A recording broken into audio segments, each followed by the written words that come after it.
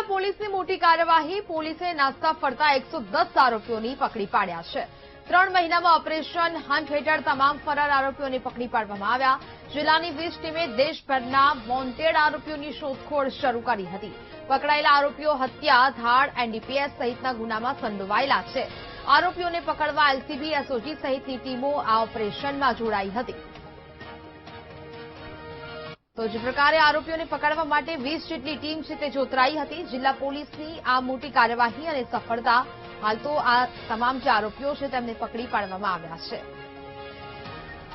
Crime branch Valsad જિલ્લાની SOG, Valsad જિલ્લાની parole flow અને એની સાથે સાથે દરેક પોલીસ સ્ટેશનમાં એક સ્પેશિયલ ટીમ બનાવવામાં આવી હતી.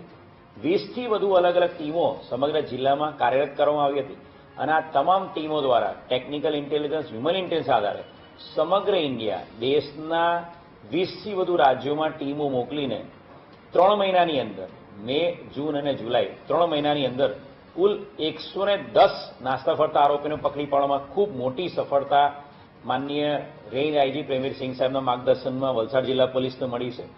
આ 110 આરોપીની સાથે સાથે 2 આરોપી જે ઘણા લાંબા સમયથી નાસ્તા ફરતા હતા એમની તપાસ એમના ગામમાં જઈને કરીને એમની જે મૃત્યુની હકીકત મેળવીને મરણનો દાખલો મેળવીને એમના નામ પણ કમી કરવામાં આવ્યો છે.